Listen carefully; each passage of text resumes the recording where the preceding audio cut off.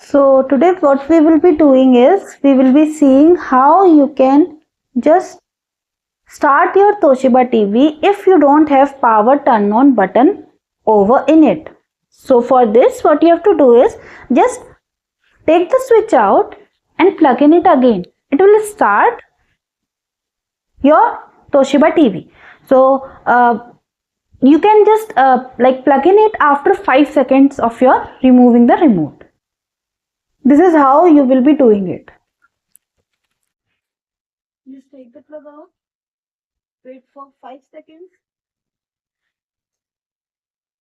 and then plug in it. So it will start your TV.